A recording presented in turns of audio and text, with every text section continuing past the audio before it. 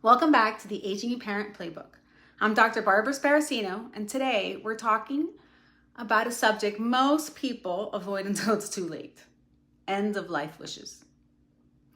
I know that phrase alone can make people want to turn off the podcast. But if you're here, it's because you love your parent enough to have the hard conversations. I've seen the difference this makes, both in my work as a geriatric psychiatrist and in my own family life. Families who talk about this early have more peace, less conflict, and fewer regrets. Families who don't, well, they often end up in the middle of emotional and often legal chaos. So today we'll talk about three things: how to bring this up without it feeling awkward, the key questions that need answers, and the legal steps to protect your parents' wishes. In the first segment, we're going to talk about how to start the conversation. Most people's first instinct is to wait until a hospital admission or a bad diagnosis, and that's exactly when everyone is too stressed out to think clearly. Starting early gives you and your parent the gift of time. Look, I had a patient whose dad had a sudden stroke. He never documented his wishes, and she and her siblings ended up in court fighting about whether to keep him on life support. It was awful, and it could have been avoided.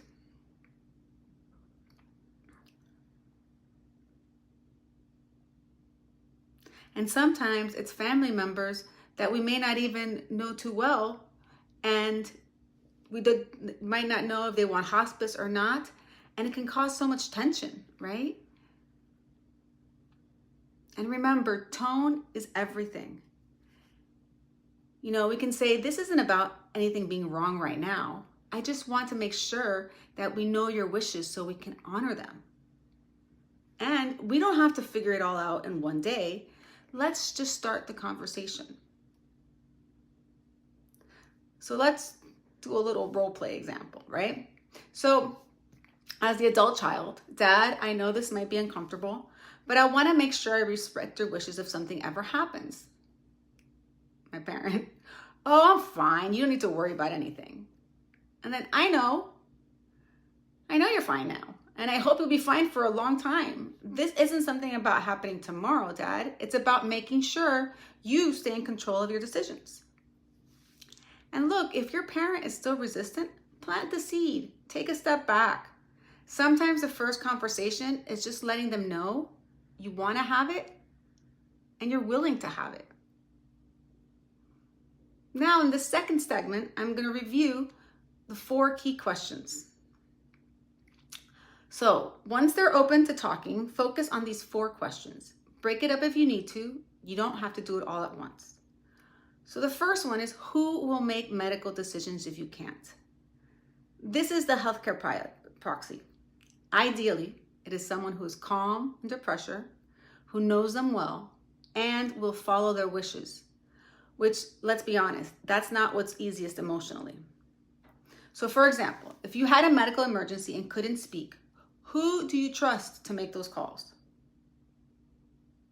The second question is, where do you want to be if you're very ill? Home, hospice, or a hospital? Some people picture dying peacefully at home, but they don't realize it can require 24/7 care and medical equipment. Others prefer hospital care for constant monitoring. It is important to kind of go over these things. What medical interventions do you want or not want? And here we're talking about CPR, ventilators, feeding tubes. Many people say do everything. But when they learn what that looks like, broken ribs from CPR, prolonged unconsciousness, their wishes may change. And the fourth question is, have you documented your wishes legally? Without documentation, you're relying on memory, and memory can be disputed. This is where the legal steps can come in. In our third segment, we're going to talk about the legal steps to take now. And here are the big 3.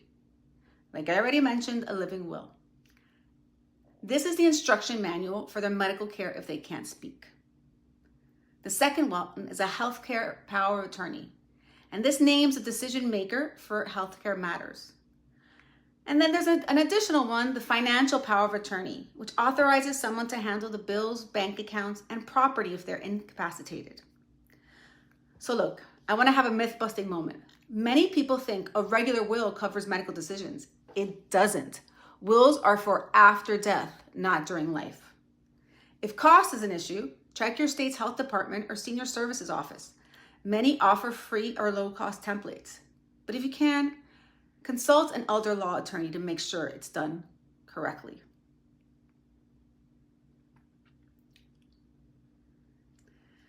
And this conversation is not about death. It's about dignity and autonomy. It's about making sure your parents' voice is heard when it matters most.